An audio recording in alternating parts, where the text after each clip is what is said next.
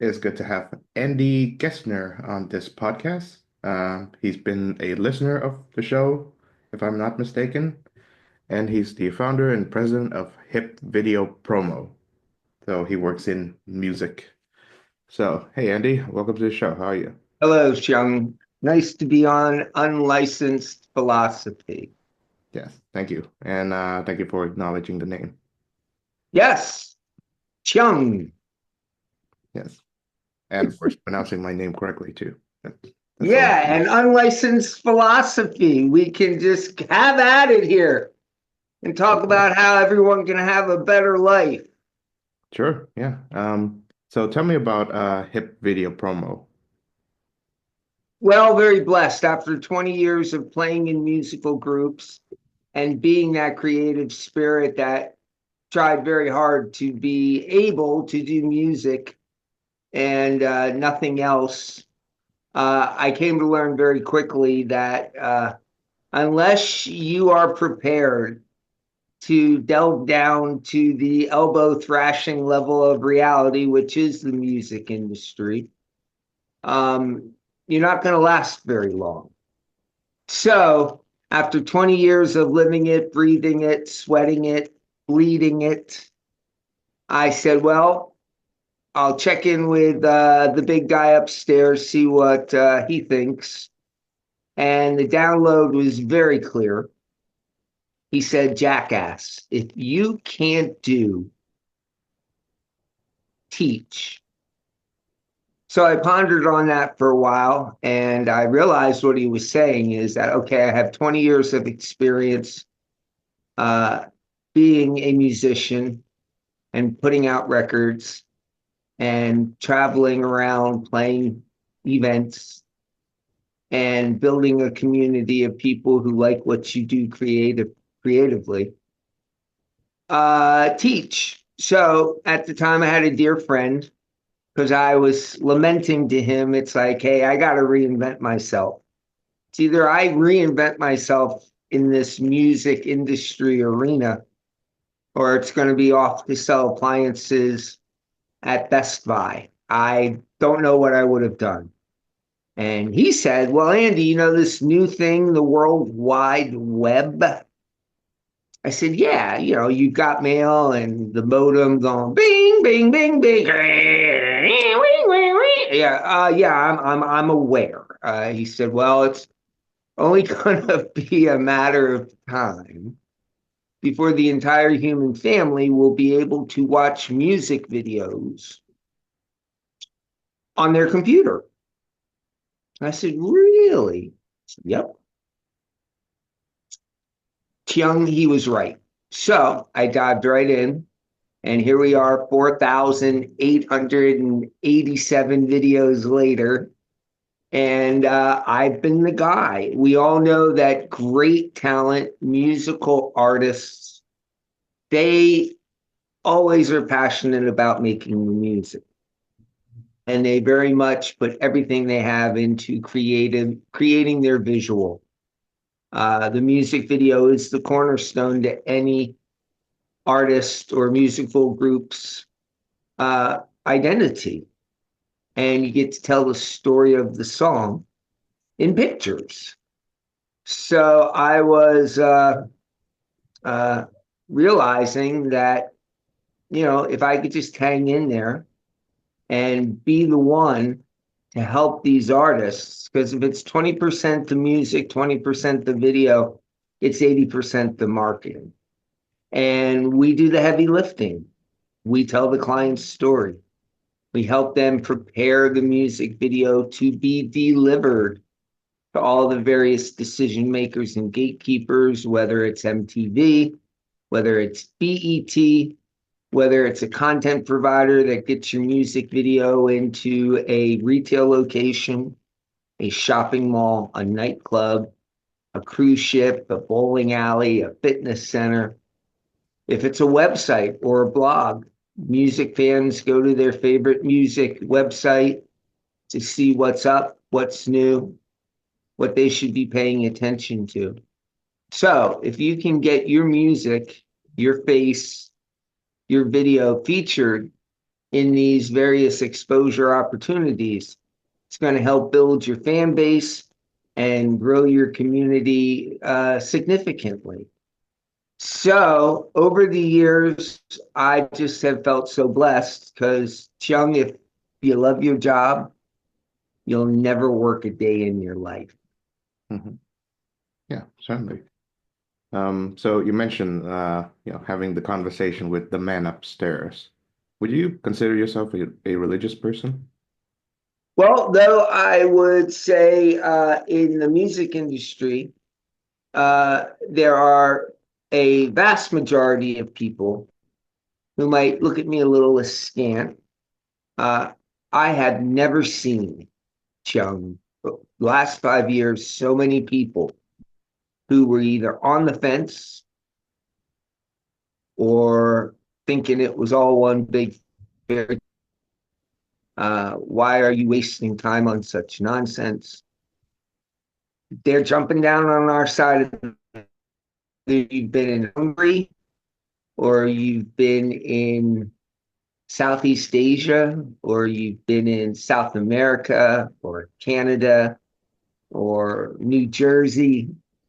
The last 5 years have been challenging, very challenging, especially for creatives, people who lean on the public, going out and playing shows. So I do think that though I don't belong to any particular sect or denomination, my thought is that doesn't matter what you identify it as, uh, it's one big corporation, and there's these different divisions. True or false? It's better to be aligned with God than to dismiss him outright. The first one, yeah, is true. Of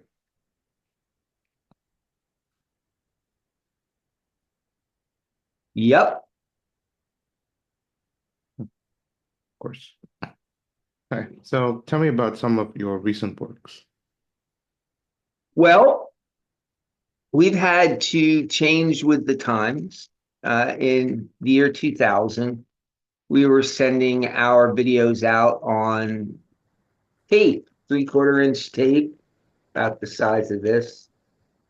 Then technology came a little further, and all of a sudden it was a Beta SP, which was a box about that size.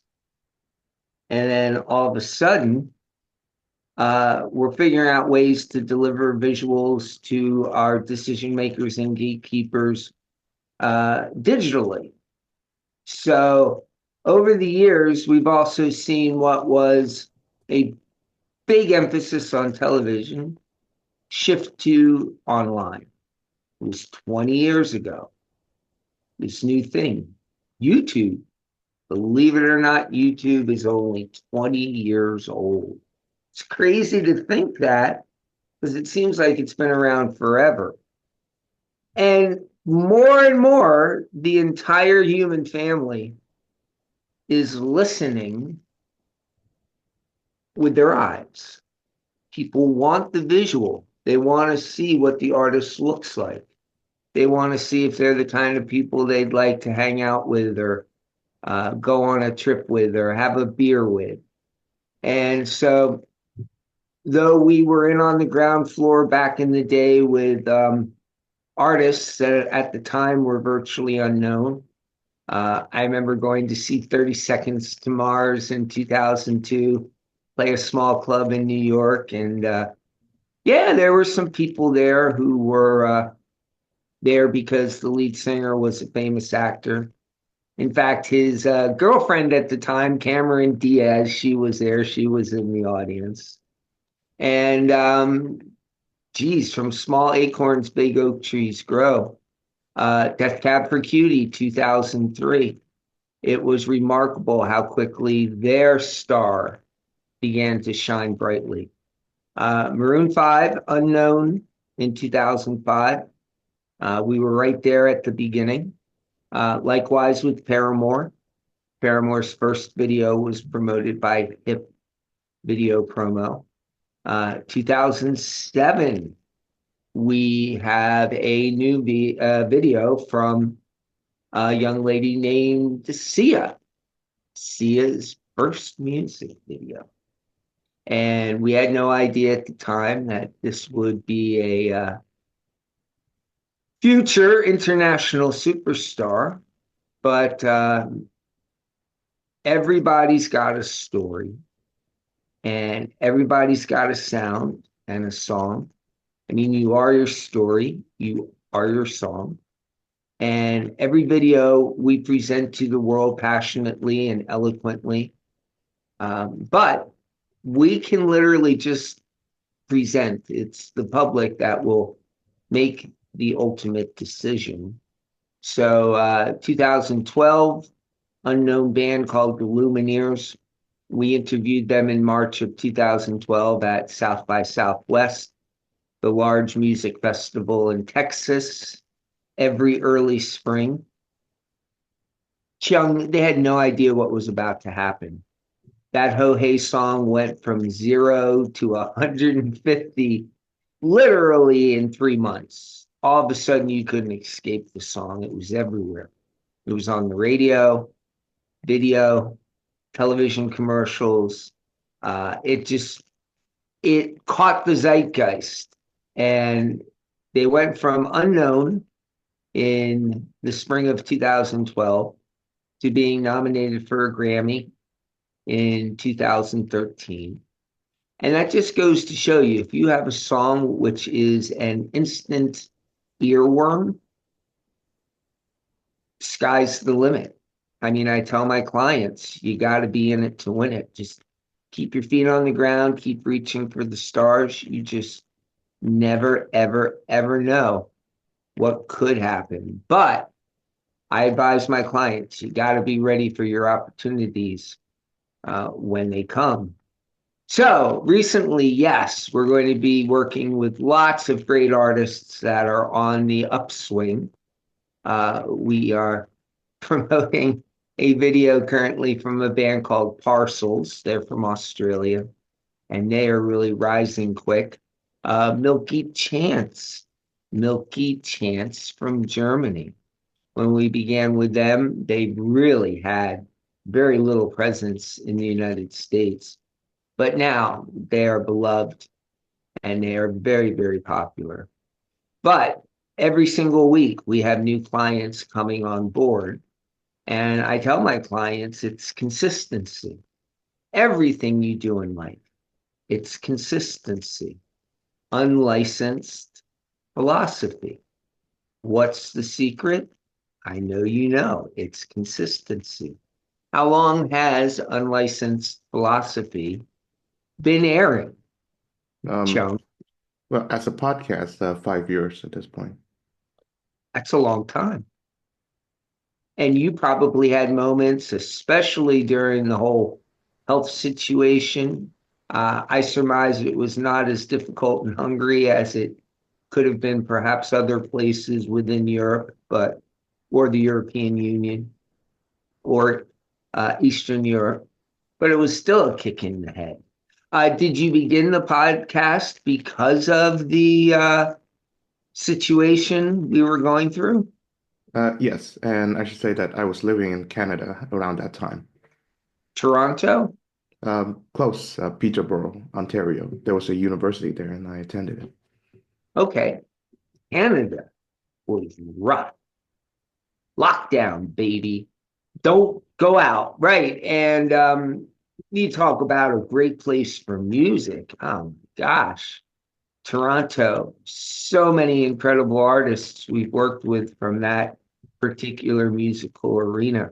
I remember when Metric came to court us about 18 years ago. Mhm. Their whole thing was, look, we don't want to sign to a label. We want to be completely independent. We are building a dream team. We figure, why lean on the record label when, if we do our due diligence and lean on those others we know who can advise us, we'll just get the best radio promoter and we'll get the best marketing team and we'll get the best social media folks as well as the best video promoter. And like Milky Chance, they were not very well known in the United States, but boy, did that change quick. And it's true. You've got great music, you got to find an audience. So you need help. No man is an island. You've got to find those people who are going to be as passionate and committed and consistent as you and your creative pursuits to help you get to that next level. Yeah, certainly. So you mentioned that everyone has a story. So what's yours? Just a kid, 1960s, older brother and sister, very blessed to hit the ground running in 1961. I would contend it was the apogee of the United States of America. Anything was possible. And I remember it was a cold Sunday night, Chum. My sister comes running into my room. She grabs me by the arm. Says, come on, come on. Big news, big news. We're going to watch Beatles on TV. Beatles. Okay, so it's going to be some kind of National Geographic insect show or something odd. I was confused. But I wasn't confused when Ed Sullivan twirled his arm around and said, the Beatles! The electricity, the energy, the excitement, the enthusiasm, it caught me. Absolutely. I couldn't believe it. My sister's on one side, spinning around like a whirling dervish. My brother's on my other side, jaw hitting the floor. And I'm watching these guys and they're playing this music. And it was just like electric. And all these people were screaming, the young girls. It's like, what is this? And I'm convinced that is when I got the music bug. So in the 60s, it was all about buying the 45-inch singles, two songs, A side, B side, put it on the record player, turn it over. Had to work a lot harder back in the day for your musical fix. And then it was full-length albums, yeah.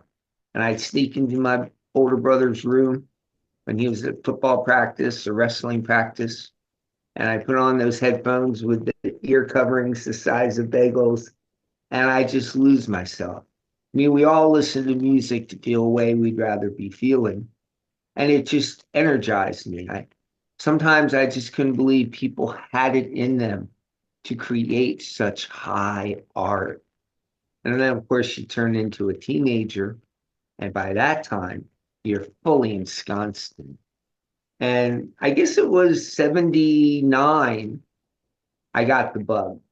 I realized, hey, because I had fallen in love with Talking Heads, and the Talking Heads made it very, very easy for suburban nerds like your guests today to make music too. It's just I didn't know how to make music. I didn't know how to read music. I had no formal musical training. But I was assured, didn't matter. If you had it in you to create, go out, get your instrument. In my case, it was a bass guitar. Fell in with two incredible musicians. We were off to the races. We put out 4 records in the 1980s. We traveled all around playing shows. Just wrote songs. We were keen social observers, and we would see the world around us, whether it was personal troubles or challenges, or writing about memories that stuck with us, or social observations. Most of our songs were about strained and or failed relationships, yes. In a lot of ways, our music made people feel less alone because we didn't just kind of skim along the surface. We would do deep dives on things. And in the 90s, I started my whole hey, the best way to get the things you want in life is to help others get what they want. So I started booking shows around New Jersey and New York, started helping other bands, started managing some bands, had a small record label. It was all well and good, Chung, but didn't pay the rent. So it was October 26th, the year 2000. I made the jump. I said, hey, maybe I can be a music video promoter. Now, in the 20 years prior, if I had been a wildcat oil prospector, I'm here to tell you every single oil well I dug came up a dud. So I think a lot of friends and family were like, oh, there's Andy again with one of his half-baked, ridiculous ideas to make a buck. Let's see how long it takes for him to fail at this one. But I almost felt like this was my last shot because I was 39 years old in a lot of ways. And the perception was I had basically aged out. Yeah, aged out. So started humbly. It wasn't until February of 2003 when hit video promo, we got our big break. And that was when Lost Highway called. And this is back in the day when you called. You actually called people. Can you imagine? We called people. And what was remarkable is at the time, they would pick up. There was no texting. And you would have conversations, actual speaking to each other, converse with verse. And Lost Highway said, okay, we have this video, but we're not sure what to do with it. I asked who it was. They said it was Johnny Cash. I said, wow, the iconic Man in Black, the most important and legendary American musical figure of my lifetime. And I said, yeah. But in this video, it looks like he's going to die. I'm like, oh, my God. Okay. And then they tell me that it's not his normal musical repertoire. He's doing a 9 Inch Nails cover. I'm like, oh, good Lord, what could this be? So the label said, all right, let me pop a VHS into FedEx. Imagine 2003. It's not like, let me send you the link. No, it's like, let me pop a VHS into the mail to you. It'll be there in the morning. It was the Johnny Cash Hurt music video, the most iconic, famous cover music video of our lifetime. It just was everything a music video should be. Artists should be okay with showing their vulnerabilities. And that video put us on the map. Because up until that point, Chung, people wouldn't hire us because we hadn't worked with anyone important. But how do you work with anyone important if no one's going to hire you? So we realized at the time that this was our big break. So after promoting that video, and of course, he would have won all those MTV Music Awards in 2003 if he hadn't passed away 12 days before the event. Now I could go back to all the labels that were on the fence, not quite sure. And I was ready. I was armed. I had my ammunition because they would ask. So why should we hire you? We don't know you. I mean, who have you even worked with that we would even remotely know? And I said, well, we are currently promoting the new Johnny Cash Hurt music video. Stunned silence. You're promoting that video? Yes, we are. Show me who you walk with. I'll show you who you are. So that really opened up the floodgates. And I knew from all of the missed opportunities over my musical career, I knew that there was no time for just sitting on my hands or lollygagging. I realized I had to Seize the moment. And it has literally been 22 years. We have been nonstop, pedal to the metal, balls to the wall, adding all of the things that our clients need. I'm the one man sales crew, so they tell you straight up what it is they need. So when it became they needed help with social media marketing, we were there for them. When people said, hey, can you help us with Spotify playlist pitching? We figured that out. And how about a lyric video? Andy, we need a lyric video. Well, I'll be darned if I'm going to refer someone that I don't trust to make a. I know we'll make you a great lyric video. So, can you help us with social media management, Andy, or help us create really stunning and well-crafted short form content? Yeah, we do all these things. So it's really important for me. My story is to be that guy. I want to be the scrubbing bubbles so that my team and I can do the work so the client doesn't have to. They're best suited to be writing new songs. Wonderful. Yeah, and it's astonishing that you were able to help that video, you know, uh, distributed. Yeah, it's a very risky challenge too, because at that time, in 2002 or something, when you say Johnny Cash is only going to cover a Nine-Inch Nails songs, you'd be stunned. Right? Nobody thought that it will ever happen, and it turned out to be one of his best known songs. Mhm. I went down a rabbit hole last night. I don't know how Johnny Cash came up.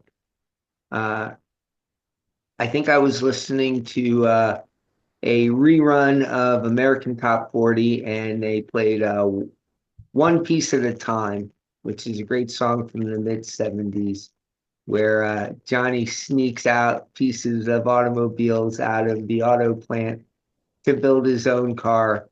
And I just got thinking about Johnny and how incredible he was. So I did a little Google search, and there he is on the Mike Douglas show. This was a talk show in the 1970s. He had all the cool musical groups, and it was based out of Philadelphia, where I was located. And it was 1971, and James Brown is on the program too. So Mike Douglas had the greatest soul singer of all time. And then Johnny comes out, and it's the greatest country singer of all time. Then he brings out his wife, June, and then they perform If I Were a Carpenter and You Were My Lady, Would You Marry Me Anyway? And there he is, and he's a big guy, and he's a handsome guy. And when he spoke in that soft southern drawl, you just got sucked in. The guy was like a human magnet. He was just incredible. And that's what's so great about music is that it doesn't matter what musical genre that you lean towards, they're there for you. We need music more now than ever. Music is our solve. It's the prescription we grab when we're feeling the need to feel a different way than we're currently feeling. And just to have the opportunity to help these talented people get the word out and to be able to talk to people. I mean, I've talked to so many incredible, like talented people. It's it's a great blessing. And I'm only 64. So I mean, yeah, there's more sand in the bottom of the hourglass than there is in the top. But I have no interest in retiring, Chung. I enjoy this. Mhm. Yeah. So, what makes you enjoy doing what you're doing so much? I sit on a couch. The cat, if you go to our social media, hip video promo, the cat hangs out with me. I work with great people, music lovers. Our senior VP is a drummer. We have other employees that are musicians and singer-songwriters. Um, Great friendships.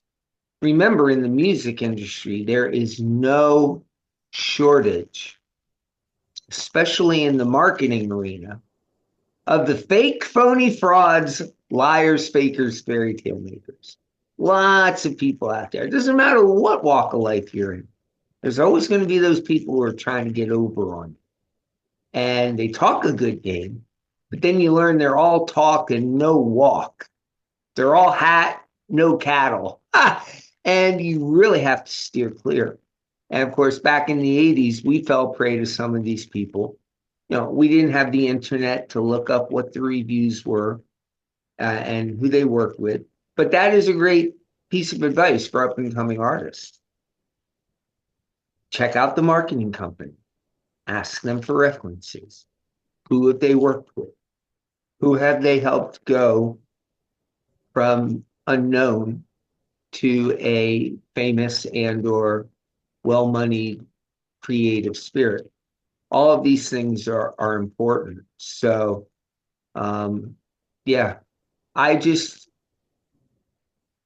pinch myself every morning I get to do this. And every day it's a new adventure. I mean, just yesterday we had the Dead Daisies, one of the best hard rock and heavier bands out there, reach out and they want to get a video promoted. And they're all the way in Australia.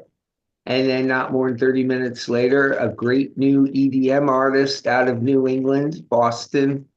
It's just, you go to the client list at hipvideopromo.com and you start scrolling and you scroll and you scroll and you scroll a little more and then you keep scrolling and then you scroll and scroll. It's like, dang, this guy Andy and his team, they have been busy over the last quarter of a century. How in the world have they promoted all these artists? And then you've got artists like Justina Valentine, where we've promoted 22 of her videos, or just, yeah, it's really important now more than ever. People want to hear you. They also want to see you. And gosh knows if people like what you're doing and they embrace your creative energy, first thing they're going to do is they're going to come and want to follow you. So I tell my clients, you are a public figure. And when people come to your party, you got to be at the door. You got to be greeting them, taking the coat, showing them where the food is, the cake is out the back door. The full scope of the importance of showing others the same kind of appreciation and support that they're showing you cannot be underestimated. Perfect. Yes. What do you believe is missing in the current pop music landscape today?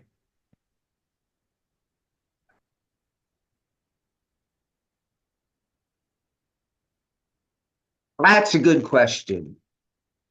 What is missing in the current musical landscape? I don't like that it's anybody and everybody can make music. There used to be some uh, guardrails, some filtering. Nowadays, anybody can do it. And of course, that's okay. That's all well and good. But maybe we've promoted 4,882 videos, but we say no to lots of them. Because with a video, you never get a second chance to make a first impression. So if that first video that's presented to us is not a good first impression, I'm not doing the right thing by telling the client that it is a good first impression and taking their money. People like Hip because we have the reputation of being in on the ground floor with some of their favorite artists and bands. How did Andy know? How did he know that this group was going to become famous? It's not that I always know. It's just that being in the music game for so long, you do get a vibration from a potential new client, whether they are something that's going to really catch hold and grab the attention of the music loving public. So uh, for me, it's just been this ongoing, make sure every single client knows that, you know, they've got to be stepping up and they've got to put their inhibitions on the back burner. How is anyone going to take you seriously as an artist if they go to your social media platforms and they see that, yeah, you're just calling it in? That's not a good look. So, unlike the old days when if you were a musician or a public figure, the marketing schematics stayed static for many decades. Nowadays, there's so many more things for a musical creative to do, whether it's making sure that they stay consistent on social media, making sure they are creating a human connection with their fans and their community, and by not getting sidetracked by the nonsense things and staying focused on what really matters, which is the song and the video. Because you and I both know you can poke at it and you can rub it, but in the end, you just can't polish a turd. Of course. Uh, um, I'd like to ask something that I should have asked from the beginning. So, how did you hear about this show? You know, I was, you know how people will say things to you and it sticks. So, you know, Andy, you've got a lot of experience and a lot of wisdom. I'd like to think of myself as a humble guy, not much hubris. But then it hit me. It's like, yeah, I do. I should share.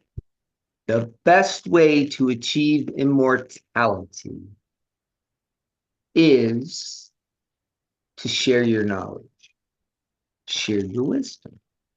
So I have a staff of 5 people. I'm like, all right, podcast time. They're like, all right, you're going to go on podcasts. I'm like, yep, I'm going to go on podcasts. You guys got to find me the good ones. I don't want to go on the lame ones. I want to go on the good ones. And Chung, you were on the good ones list. All right. It's incredible. Well, I'm glad you thought of me as one of the good podcasts. I try to maintain and improve the quality of doing this show. Mm-hmm. And that's amazing because I know that the show it has a moderate level of popularity, but it's not like the most famous podcast in the world. No, and then you look at the podcasts that break through. What is it? Why? Why do so many people need that fix? Why do they need it? And I think I figured it out. They're bringing information, knowledge that you're not going to find in the mainstream media. These are people bearing their soul. They're giving of themselves ungrudgingly and saying, come on, let's chat. I want to share your story with the world. Well, that takes testicular fortitude. I mean, people might think, Chung, yeah, he's got a pie. Yeah, it's a piece of cake. Hardly. It takes heck of a lot of work. And you got to be prepared because you don't want to look like a jackass. And you're doing the you're doing the work that others are afraid to do. They're like, well, what if people see me and they make fun? You just have to, like I say, you have to realize, hey, you and your unlicensed philosophy podcast, you are in the public sphere. You, sir, are a public figure. People are like, I like his podcast because he's very soft spoken. And he doesn't talk over the guests, just lets the guests do their thing. He asks thoughtful, insightful questions. And I can't wait for the next episode. So, and consistency. You've been at it for 5 years. Now, 5 years ain't 10 years, but before you know it, it will be 10 years. And you can imagine 5 years from now, imagine how huge and or increased the amount of people who check out unlicensed philosophy, how many more people there will be. I mean, I am sure the top podcasters weren't expecting to become huge and have this just millions of people who tune in. But if you stay true to yourself, don't sell out.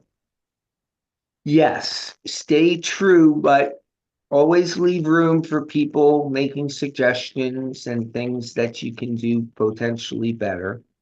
Um, there will always be those that doubt you, but always leave room for considering their doubting too, and you'll do just fine. All right. Yeah, thank you. Thank you very much. You're welcome. Okay, so finally, Andy, what does music mean to you? To me, Yes. it's everything. It's how I bond with people. I get it. For a lot of the human family, music is just background music, or yes, they might have heard of some of the artists, but it's just not their thing.